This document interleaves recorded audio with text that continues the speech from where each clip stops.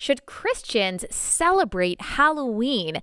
The answer that you're going to get on today's episode of Relatable with my friends from the Cultish podcast might surprise you. They are going to take us through the interesting history of Halloween, the true origins of Halloween that you probably have not heard before.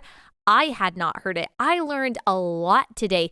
Your perspective on Halloween might stay the same after this conversation, or it might change, but I guarantee you will learn something that you did not know before. This is not only a fascinating conversation about history, but it's also an insightful conversation about the gospel, about Christians' responsibility to be a light in the darkness, what that looks like, the difference between paranoia and isolationism, and being in the world but not of the world, and living in a way that understands and believes that Jesus is really king over all of it. So I know that you are going to love this. Before we get into the conversation, a couple things. Shout out to 2 new stickers that we have. We'll put them up on YouTube. If you're watching, we've got our Rip Row sticker. We've also got our Vote sticker. These are $5. Get them, pass them out to your friends, especially the voting ones. This could be a great conversation starter with your conservative friends who maybe are a little bit apathetic. Use this podcast, use the resources that we provide to educate your friends about why politics matters so much. There's so much at stake in all of your areas, in all of your states. Also, please, if you love this podcast, leave us a 5-star review on Apple Podcasts or wherever you listen. Make sure you subscribe on YouTube as well. As always, this episode is brought to you by our friends at Good Ranchers. Go to goodranchers.com/Allie. Now, here are our friends from Cultish, Jeremiah and Andrew.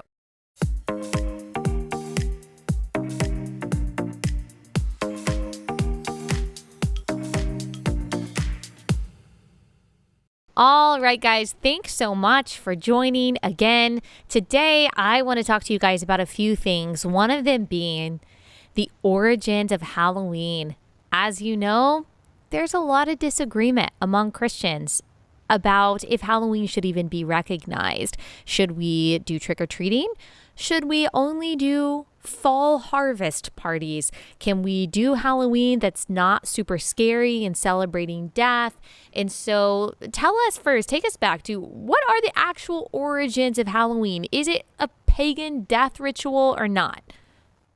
Well, yeah, thanks again, Allie, for having us on. It's great to be back on Relatable. I think in this discussion, everyone does have those conversations, whether it's okay to do a fall festival, whether I can just dress up like something like Super Mario, or if I can not dress up gory. But I think a lot of times people don't see the bigger picture.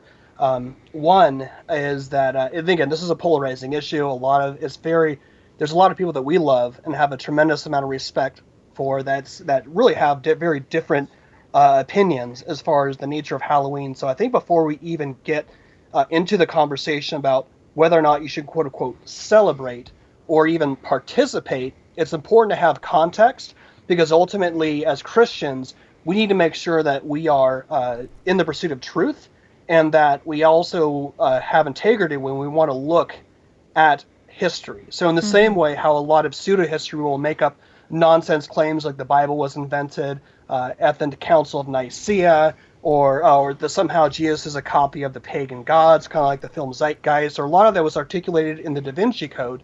That's pseudo-history. So it's important that we have integrity and we look at this issue holistically. So we're really excited to jump into that. Yeah.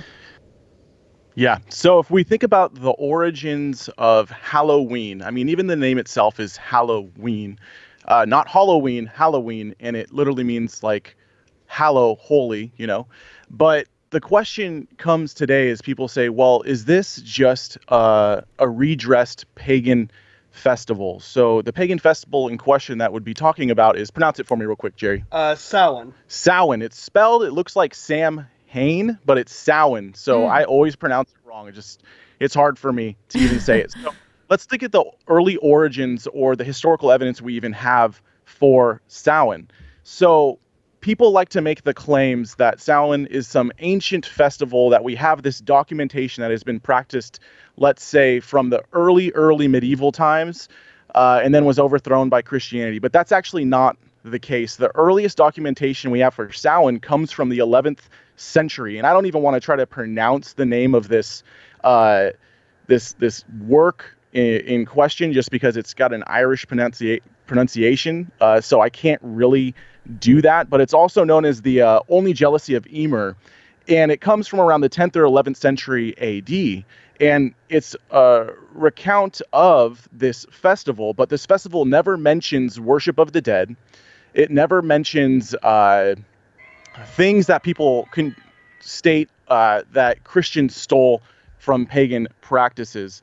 Really, it never even mentions when it is to be celebrated. So Samhain, or was that it? Was that right? Yeah. Samhain really wasn't even practiced on October 31st and November 1st because the ancients of this time didn't actually use a Gregorian calendar. They based things off more of a lunar cycle. So the date when Samhain would be practiced, which was more of an event where they would celebrate the end of the year, would be something that would change every single year.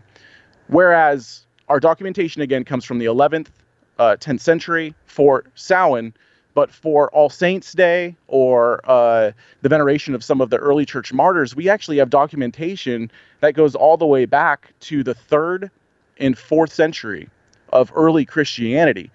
And we can go back to the martyrdom of Polycarp. Within the 2nd century, there's a work that actually quotes and says we need to look for ways to venerate. But early, or a little bit after that, we have a Christian bishop named Ephraim the Syrian. He mentions All Saints' Day, and this is around 373. And also, I mean, it goes all the way back from the early 3rd century into the 9th century, but it goes from the early Christian church fathers celebrating the dead saints up to where the Pope initiates a specific day for All Saints' Day and Hallows Eve, which would have been October 31st, November 1st, but that wasn't done until around the 9th century. Okay. Yeah. And that's one of the things that was really interesting, just in us just looking strictly at the historical origins, because again, this is a very emotionally charged conversation. Right. And like even for me personally, I don't participate in the modern day celebration of Halloween. That's just my own personal decision, my own personal convictions. So maybe that has been helpful for me to try and just look at the actual history of it, because everyone kind of it's very easy to, if you have confirmation bias, to try and immediately Google Halloween evil or Halloween Christian, whatever your confirmation biases are. What I found really interesting is even when you go back to the original core, the idea behind All Saints' Day was that during the time when Christians were being persecuted by Rome, you have people who are very famous, like Polycarp, like you mentioned, and even his story is incredible about how he gave his life for Christ. But you have really thousands of Christians, many who are unnamed, who died because they would not give a pinch on the incense to Caesar. So what you really end up seeing is that in the same way we have the Tomb of the Unknown Soldier, like the All Saints' Day was almost a commemoration to all the saints who laid down their lives for Christ, and were most of them were killed either by the lions or in other horrific ways in the Colosseum, or they were killed by Nero, which is a very, very interesting history. So I think that's one of the things too, is that when you look at the formulation of All Saints' Day, that was actually formulated way before Samhain. And what the argument is that people trying to say it distinctly came from Samhain. The only problem is that you have a huge gap, several thousand years in between the two holidays. Yeah, and I think it's important to understand as well is that what we see happen within at least the modern era, or even during the Enlightenment period, is we have people, for example, Geoffrey Keating, who wrote folklore, right, on Irish mythology, but it has been recently discredited that this folklore was more of a fake lore, and most recent historians have shown, one name specifically would be Ronald Hutton, who is a early Britain and pre-Christian era of Britain historian, has shown that most of these folklore claims from the 18th and 19th century of what was actually occurring in Samhain, there's all of them are pretty much debunked. So there's a difference between the folklore and the fake lore that was created. Samhain is Samhain, right? It's Yes. Yeah, See, I did it again. I Yeah, always say I just want to make sure for people listening that they knew that you're talking about the same thing. Yeah, that's my That's fine. 21st century Andrew drove American. 10 hours yesterday from Utah, so. Wow. Yeah, my a little jumbled, but the point is that we have also within the 20th century we have a rebirth of neo-Paganism, and we have people trying to make claims that aren't necessarily true in order to bolster their own presuppositions. So that's what's actually has been happening within modern era. And then we have the fault of Christians today actually believing some of this fake lore that has no historical evidence. Yeah.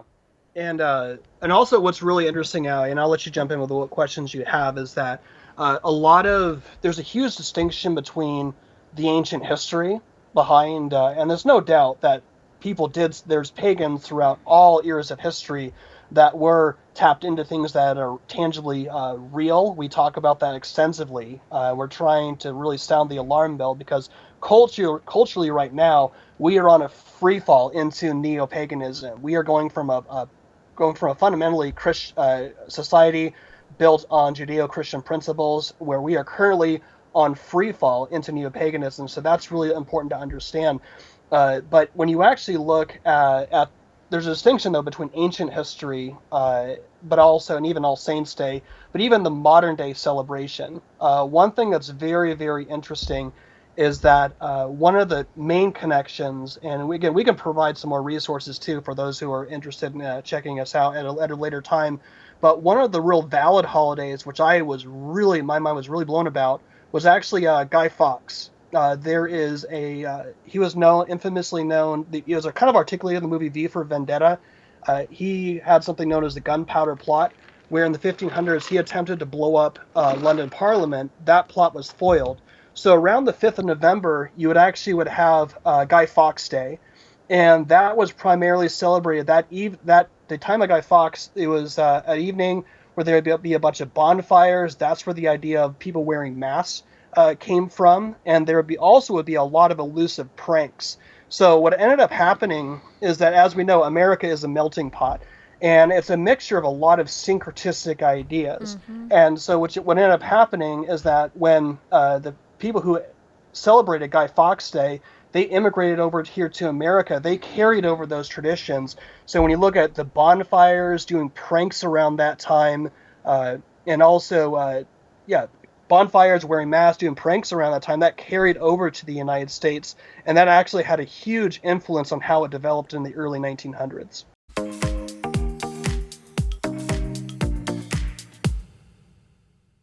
All right, quick pause to tell you guys about our first sponsor for the day. It's an awesome company with an awesome service, and that is Covenant Eyes. You guys know we are in a spiritual war every day. It manifests itself in different ways, and one of the chief ways that people are being attacked today, marriages, relationships, minds, hearts are being attacked, is through the pervasiveness of pornography. Many of you, even within the church, have seen the damaging effects of porn on people's individual lives and also on their relationships. And this can be especially harmful for kids.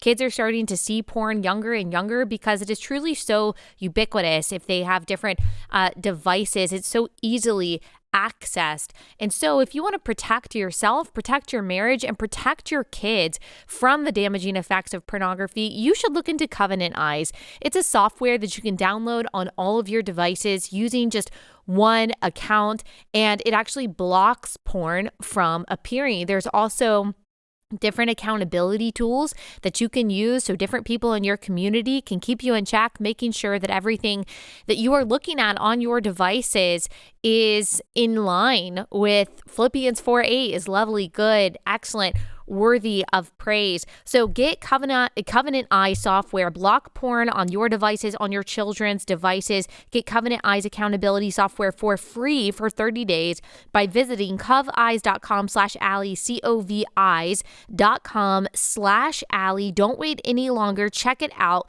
That's coveyes.com/Allie.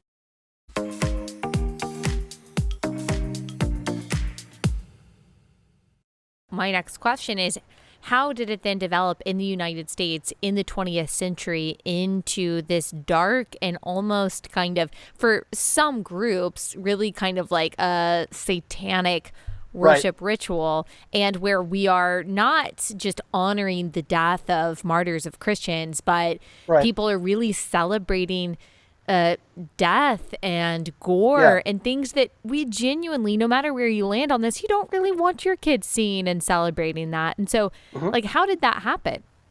Yeah, that's a great point, Allie. And I think as Christians, it's very important that we always adhere to the sanctity of human life, and that's also, you had Christians in the first century that were doing that. You had families that would put out babies that were unwanted outside their house to leave to die, and Christians would go out in the middle of the night to scoop these babies up because they knew every single person was an image bearer of God with unique dignity, value, and worth. So I think that's also one of the things that a lot of Christians rightfully bring up the objections to the modern day celebration of Halloween, because that does come out a lot, especially.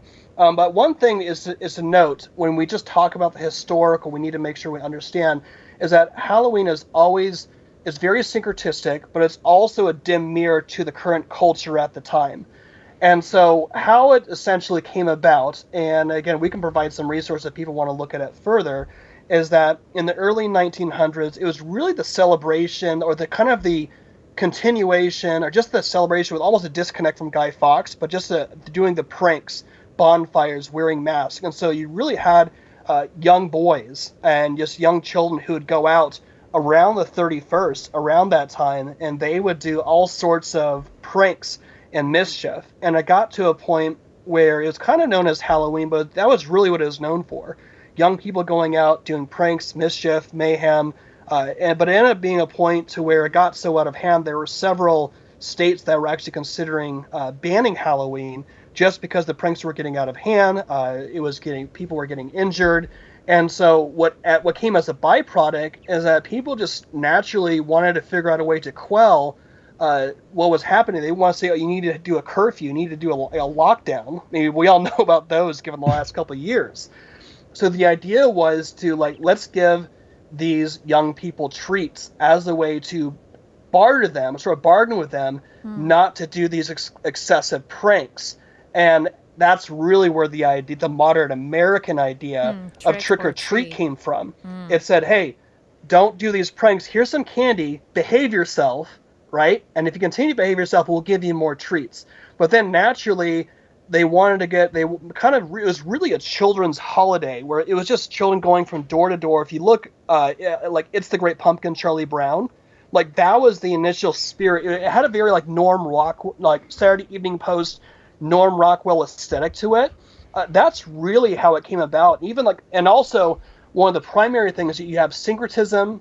You also have this children's holiday came about that was connected to Guy Fawkes. But a big part of it, honestly, is capitalism. I mean, even if you look at right now, the most commercially industrial holiday besides Christmas is Halloween, just because of the merchandise, the yard decorations, the candy that gets put out.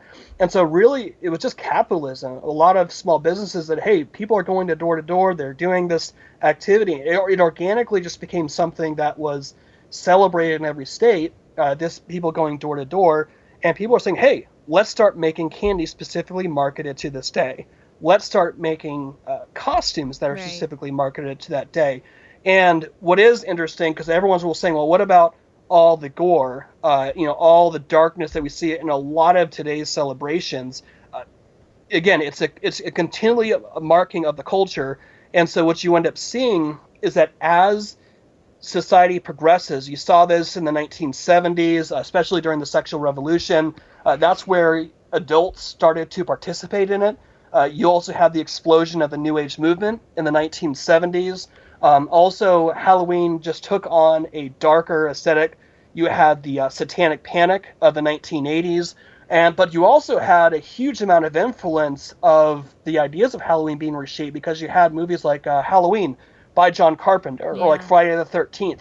A lot of that 80s horror actually came about. That was what's interesting. This could be another subject, but a lot of the 1970s, the sexual revolution, a lot of the 80s horror films were actually a direct byproduct of those initial films. And so the impression, the ideas behind that got continually a lot darker in the 1980s. That was kind of really where the Norm Rockwell innocent idea of Halloween from Is the Great Pumpkin Charlie Brown turned into a lot. I really believe it came a lot darker around that time. Yeah. Do you have anything to add to that? One thing I think that's important to understand is we need to base our convictions as Bible-believing Christians on things that have a historical reality.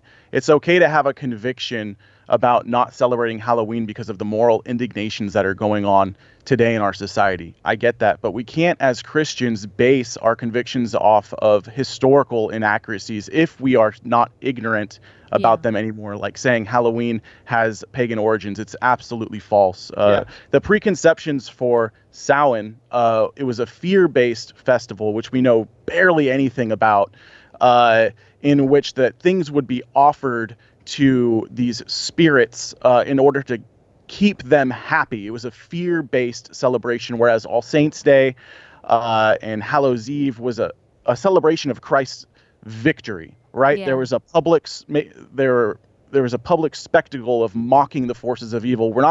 Christianity is not a dualistic religion. Like Satan is not at the same level as Jesus. Jesus is Lord of all. He created Satan. He conquered Satan. That's what the celebration originally was. And what happens within our culture within the 20th century is when Christians are no longer being engaged in the culture, we allow celebrations like this to get taken from their roots and turn them into something else. And one of the reasons why Halloween is so dark as it is it wasn't around the 60s and 70s to where paganism tried to blend some of their beliefs with our Gregorian calendar that we have today. And they actually went out of their way to choose October 31st specifically as the day for Samhain when it's not historically accurate. That's called an anachronism. So what we need to understand as Christians is we need to base our convictions in something that is actually historically accurate. But also, as Christians, we can't go and say, I'm celebrating Halloween as a Christian and dressing up as and not doing it in the Christian way. You see what I'm saying? Because it goes on both sides of the coin.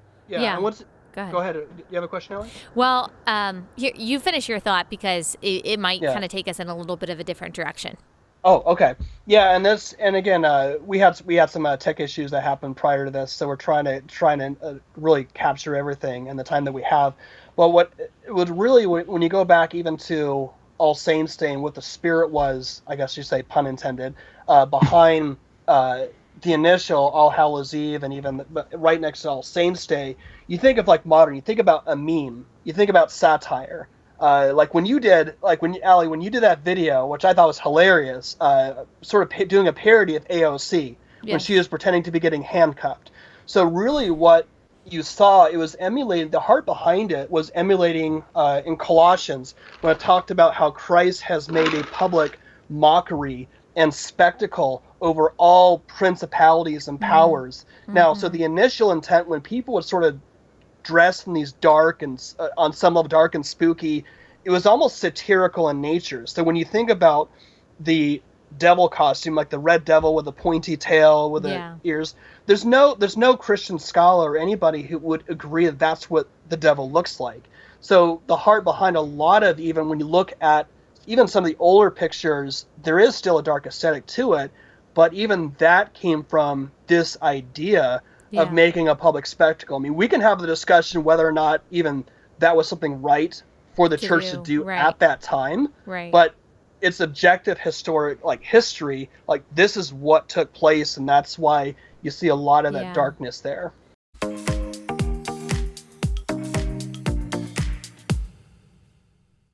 All right, second sponsor is Hunter Douglas. Now, you might not think too much about what's on the windows in your home, but it can make a really big difference if you have the right shades, not just for the aesthetic of your home, how your home looks, but also the feel of your home. It can save you a lot of money if you get the right blinds that are actually insulating your home, whether it's from the heat in the summer or the cold in the winter. You can save a whole lot of money on your utility bills by investing in good shade designs. Hunter Douglas offers unique shade designs that actually diffuse raw sunlight, casting a beautiful glow across the room. And they also have this awesome technology called PowerView automated shade technology that allows you to schedule your shades to automatically adjust to their perfect positions throughout the day. Again, this is great for insulation, making sure that your home feels right, but also great for how your home looks.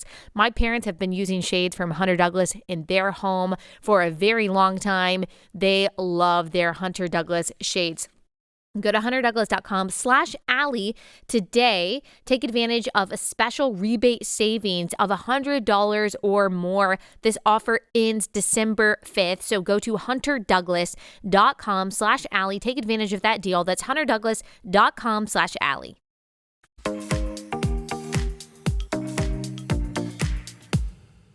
And that does lead to the question that I had, which was about satanic panic. We talked about on the last interview that we did about Stranger Things. And the last season of Stranger Things was kind of about this satanic panic in the 1980s. And spoiler alert for people who haven't watched it, but the satanic panic in this area kind of led them to try to hunt down this guy that they thought was committing murders because he was part of something called the Hellfire Club. And so they just assumed that because he was kind of an outcast and kind of different, that he was the one committing these murders, and he wasn't. So even though that's fictional, like, we could see how something that is superstitious and paranoid and is actually not even grounded in like good theology could lead people to make rash and bad and undiscerning judgments based on fear and not on faith in God. Can one of you talk about like the distinction between the kind of satanic panic that leads to paranoia and the wise decision to say, you know what, whatever the origins of Halloween were, and we should look at that historically, I still, maybe a parent says, don't want to participate in this because of what it has become, because maybe they look at Philippians 4:8 and they say, you know what, there's really not anything that I'm seeing that's excellent and praiseworthy. Or they're looking at, gosh, is it Ephesians 4 or 5 that says, you are no longer children of darkness, you are children of light, and so walk in what is good and right and true, and who say, you know what, I'm just not going to be a part of this. Can you kind of tell us the difference between that kind of paranoia and proper discernment when it comes to Halloween?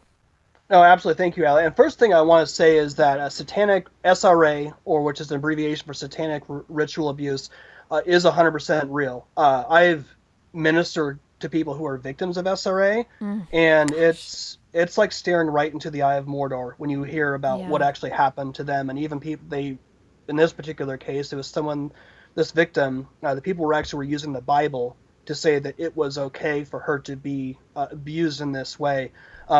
So it's 100% real. And so there's two sides to the equation. And sorry to interrupt, but there, just to add another example to that, I'm pretty sure there was the church or temple of Satan. I'm not sure which state it was, if it was in Texas or Arizona, trying to say that because their religion requires abortion as a satanic sacrifice, then the First Amendment should protect their right to abortion. That happened just in the past year or so. So anyway, I just wanted to add on to that is actually something that's happening.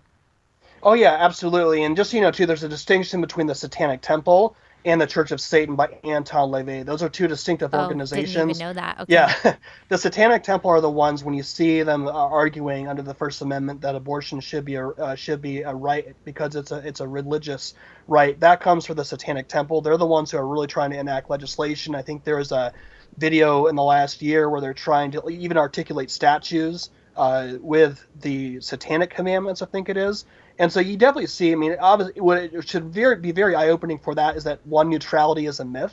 That's for sure. And so that's how we are approaching this as well, too.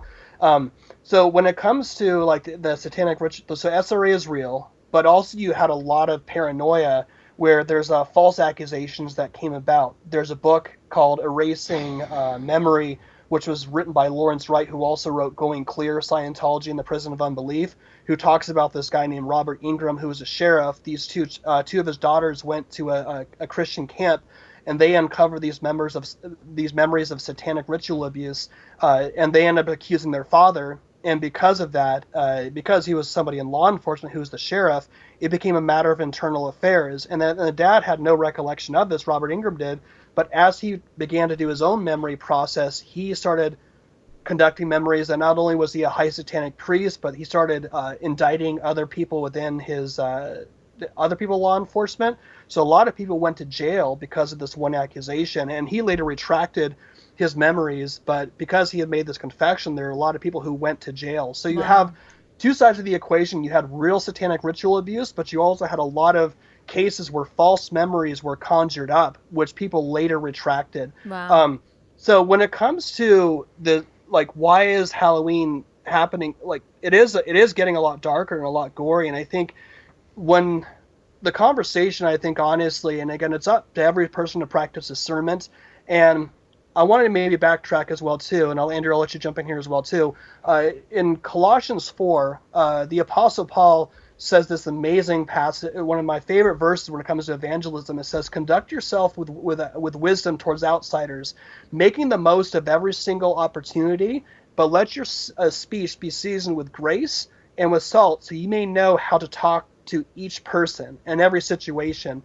So, but you realize the context of that letter of Colossae. He is writing to a city that is just a carnival festival of ancient neo-Paganism. It was really like a 24/7 Burning Man on steroids. So in this situation, there are people, I would say, who might be very, very sensitive. And even people who do come out of the New Age, I think a lot of times what happens is that they have this realization that all this knowledge that they had was all of a sudden that was all rooted in satanic power. But then they look at the world around them, the current modern day celebration of Halloween, and absolutely understandably they want nothing to do with it. But also, I think it is there is a time where this is where families, they go door to door. I mean, it's one of the very few times where people have an opportunity to go out and create relationships with your neighbors. I think it's a matter of, you need to figure out, how can I live out that verse in Colossians to the best of my ability? Andrew, what are your thoughts? Yeah, so for wise discernment, for the Christian parent out there, I'm a parent myself, is we need to not be ruled by our emotions. Our emotions cannot allow us to believe things that may historically be inaccurate if we base our convictions on them. Jeremiah 17:9 says, "The heart is deceitful above all things, desperately sick. Who could know it?"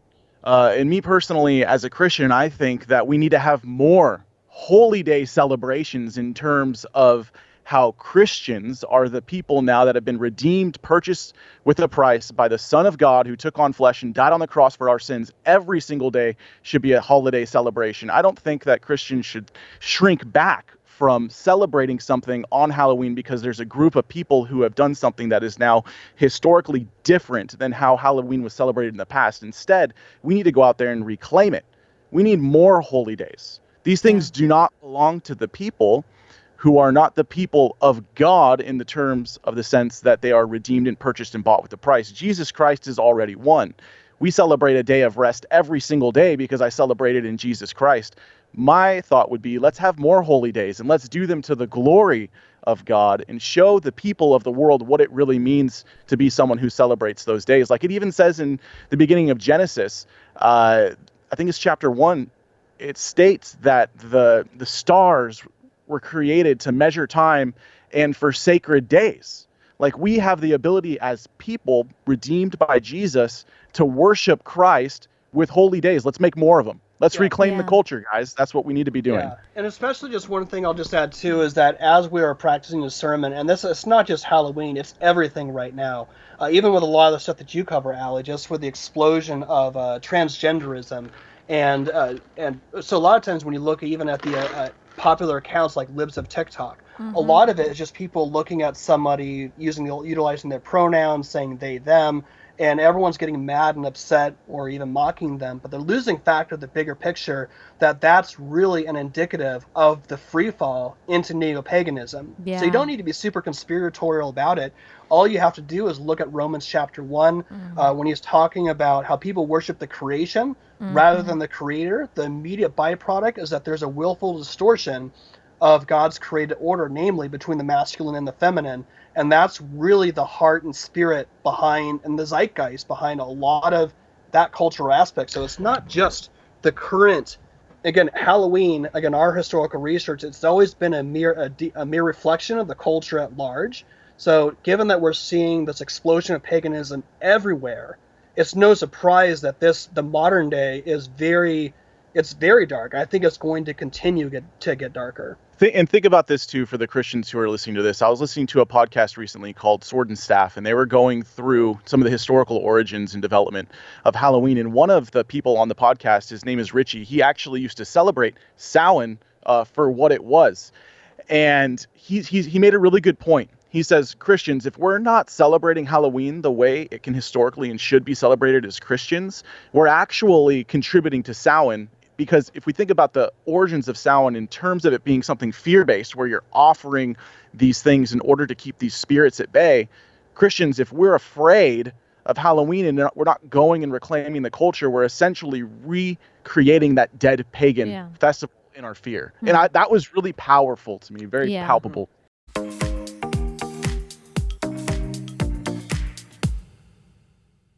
Okay, let me tell you guys about Crowd Health. This is a different way to do health care coverage. It's not insurance.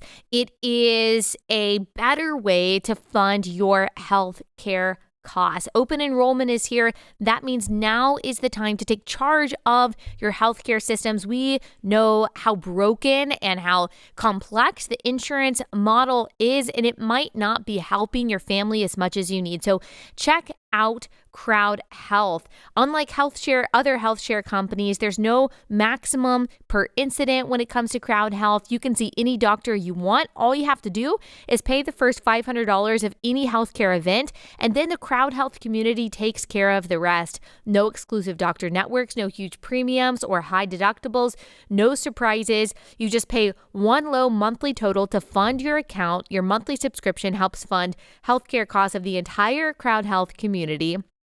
And unlike insurance, you don't have to deal with all of the complexities and the brokenness of the insurance system. For a limited time, join for just $99 a month for your first 6 months when you use promo code Allie at joincrowdhealth.com. Use promo code Allie to get that discount. That's joincrowdhealth.com, code Allie. Crowd Health is not health insurance. It's a totally different way of paying for healthcare. Term and conditions may apply.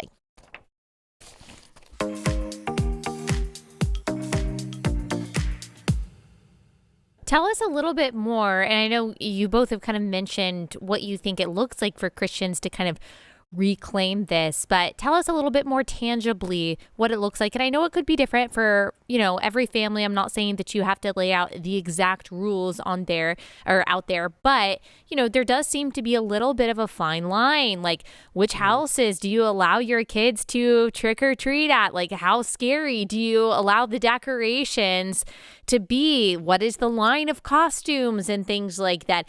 And can you really say that Christians are reclaiming the culture if all we're doing is basically following around the secular people, but in a little less scary way? So what does that look like? Yeah, so I'd say first it starts in the home and in the church, right? This is how Martin Luther did it. He nailed the 95 Theses on October 31st for a very specific reason, right? That's reclaiming Halloween. It starts at first in the home. And the reality is historically some of these costumes in terms of mocking the devil was something that not the early church, but that's what Christians had practiced. But really, it just starts with celebrating and honoring God where you're at. I mean, personally, I take my kids trick-or-treating, but at the same time, I also celebrate Reformation Day and venerating what had happened in the past when we took the Bible back from the hands of the Roman Catholic church, right? We as in Protestant Christianity, not me in general. I'm not 300, 400, 600. How long ago is that? That was like 60, that was like 400. It was a while back. Yeah. This is not a math podcast, so we won't Yeah. judge you. Yeah, but even for myself, like I said, I have my own personal convictions where I don't see myself in the near future celebrating the modern day or participating in the modern day version of Halloween.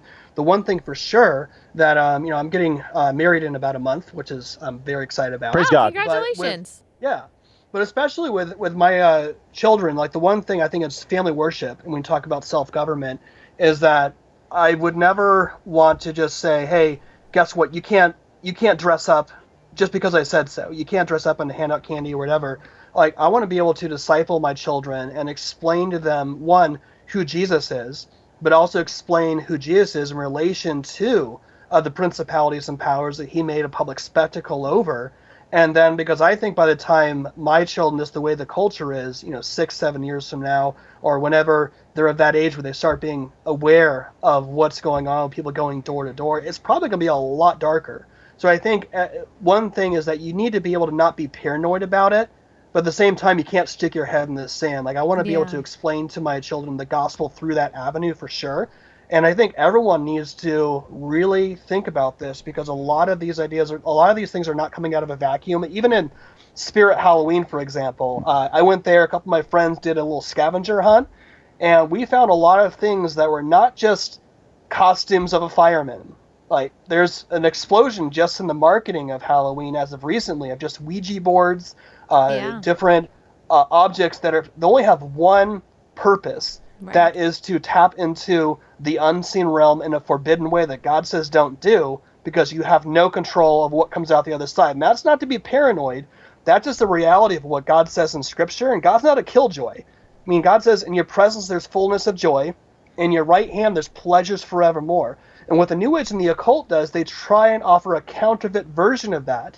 But all of a sudden, and this is why people who come out of the New Age, like our friend Angela Ucci, who was just on Michael Knowles not too long ago, and she was on our podcast, like, Jesus is everything to her, because she spent just countless amount of time trying to find satisfaction, wholeness that could be only found in Jesus through all these other false principalities and powers. And also, one thing when it talks about walking with discernment and understanding the nature behind, like, how do we actually deal with Halloween, is that we need to make sure, one, we don't sensationalize it, but also that just because, even as dark as a certain organization or person may be, it doesn't give us a precipice, it doesn't give us a license to misrepresent that person. So, like, one example real quickly, there's a quote that gets shared around on Christian websites everywhere. There's even people that I love and respect that quote this. This is a quote by Anton LaVey that says, and he was the head of the Church of Satan. He said, and I'm paraphrasing it, he said, "I'm really glad that children at least get one night out of the year to worship the devil." Yeah. That quote, there's no original sources of where that quote comes from. Every Christian website out there all quotes each other saying that he said it, to the point where the Church of Satan actually did a tweet saying that we don't know, like, he never said this. We have no sources on our end. Now, given it's the Church of Satan, yeah, okay, you could argue, you could take what he says with a grain of salt. But the reality is that there's no resources that we have been able to find. And we've asked, it said, hey, if you know the actual source of an interview or somewhere where he wrote this down, great. But it's not there. So I think what's important is that we always try and accurately represent who we are talking about. We do that with Cultish, with all the research we do. There's actually a famous incident with Walter Martin where he was on stage with a ministry partner of his, but this ministry partner said something, they're talking on Mormonism. They said something about this partner said something about Mormonism that was historically inaccurate, and Walter Martin publicly rebuked him on stage because he was that committed to having integrity. Now, is Mormonism a false gospel? Is it a false gospel that can't save? Absolutely. But that doesn't give us a precedent to make up something fake about Joseph Smith or any of that. That's right, man. As Christians, we need to develop our convictions, or even the things that people say on the independent line of 2 to 3 independent testimonies, right? Like, that's not what happened with that Anton LaVey quote. So therefore, Christians, we shouldn't be engaging in gossip essentially, because it's a big gossip fest, which then creates this idea that this thing is this real quote when there's actual no historical sources for it, just as in there's no real historical sources saying that Halloween is a recreation of Samhain, a pagan festival. That's from neo-pagan fake lore. We don't want to live we want to live in reality as Christians. We don't want to live not in reality, disillusioned. And then just one last, and I'll just say one last thing too, is that most of the New Age pseudo-history, if you look at the film Zeitgeist, where they make up stuff that Jesus is a copy of the pagan gods, and that, Horus was born on December 25th, and therefore, we celebrate Christmas on December 25th, so therefore Jesus is just this pagan copy of the gods.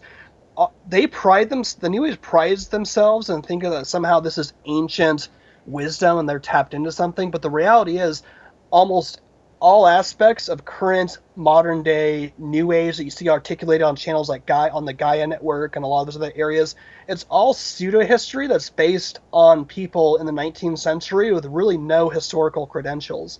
And so, Andrew, just tell them really quickly about that's actually where the argument that Halloween was connected to Samhain developed, and that had to do with their invention of the calendar. Explain that real quickly. Yeah, we talked about it just a little bit in the beginning, but it wasn't around the 18th and 19th century when there was certain people who have now had the methods that they use to interpret history have now been debunked by more modern forms of historians, saying that the analytical methods that they were interpreting history through were more of a biased in nature. I named some names earlier in the episode. You can go back to that. But the main point is that the actual history we have of Samhain is from at least the 11th and 10th century, whereas the documentation that we actually have of All Saints' Day dates all the way back to the 3rd century and onward. Even with the date, for example, of celebrating All Saints' Day and Hallows' Eve on the 31st and the 1st, predates that of the information we have on Samhain and how they even celebrated Samhain to begin with.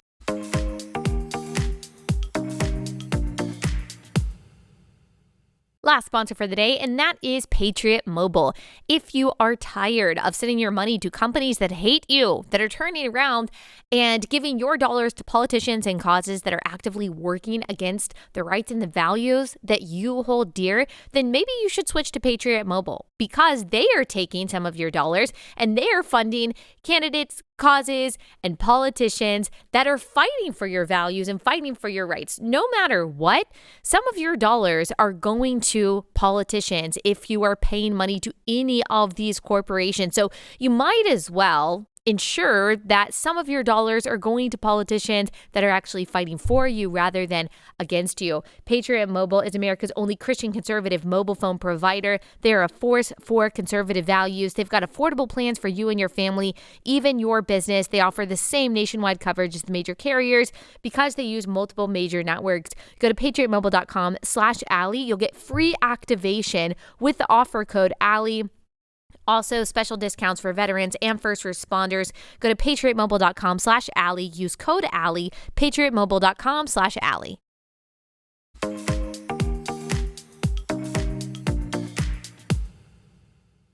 So what I'm understanding, what I've gotten from all of this is a lot of historical knowledge that I did not know that I think is really interesting, is that this, like in so many things for Christians, it requires a lot of humility. It requires some effort to understand the real origins, to separate fact from fiction, to discern between a paranoia-driven kind of isolationism from maybe cultural routines like Halloween versus discernment in making sure that we are following the Lord and walking in the light. And so there's a lot of discernment. There's a lot of, I don't like to overuse this word because I do think it's overused, nuance and freedom and wisdom and humility required in understanding what Halloween is and how Christians can be a representative of Christ within Halloween. Is that correct? Yeah, I'd say that's correct. Yeah, I think they're just, again, I think nuance does, again, that can be almost a pejorative, but I think that is, it really, there's no real clean way to cut this cookie of sorts, just because, I mean, we know even by even talking about this or kind of just stating this, it might be polarizing for some people, and honestly, we understand. Again, I don't really believe I have a whole lot of prejudice, given that I don't see myself participating in it. But I think one thing I would want to state, even for Christians who state that they're just doing it, this is just the guise of like my own Christian liberty and all that, and I'll leave it up to that person's conscience. But I think it's very important to understand where people in the New Age, especially the ex-New Agers, are coming from in their opposition and even their argumentation, is that they're tapping into things. Again, I've never been there. Thank God I've never been in a position where I've had to tap into the occult. I had friends at a very young age who were 11 years old who were playing around with Ouija boards. I just knew instinctively they were tapping into something that I shouldn't be involved in. But you need to understand is that a lot of them have actually seen things that the Bible says don't go there. This is kind of like seeing that no trespassing sign, violators will be shot. Seeing the fence where that sign is, but all of a sudden realizing you're in the middle of that property, and then you realize there's a huge difference if you're on the other side coming out of it. And I think that's something that is very, very important to at least understand where people who are ex-New Agers that we love and respect are coming from. So yeah, it definitely cuts both ways. And I think everyone needs to honestly, really, this really comes down to the matter of self-government. It's your responsibility to train up your children in the way that they should go, to understand where the culture is headed and why it is the way that it is. I mean, given all that you cover on your show, Allie, we know that there is such a huge push to really try and indoctrinate our children, everything from the drag queen events to all the books that are coming out, all the things that parents are finding out at their school boards of what children are trying to be fed. There's definitely a huge agenda out there. And I think it's very, very important. It's not just Halloween, but every single aspect we make. We don't just want to protect our kids, but we need to be able to disciple them and really make them better than us, because our children are going to be growing up 20 years from now in something that I don't think we aren't even going to recognize today. Yeah. Let your convictions be wrought by the Holy Spirit and not by your emotional impulses, I guess is what I would say. Yes, that was great. That's a great way to end. Thank you so much, guys. This was fascinating for me. I learned a lot. I know my audience is going to love this. So thank you so much, everyone. Check out the Cultish podcast. They've got lots and lots and lots of good content that you're going to learn from. I'll have to have you back on and talk to you about UFOs, because that was another thing I wanted to talk about today. We didn't get to it, but we will in the future. So thank you guys so much. Thanks, Allie. Thank you. Thank you.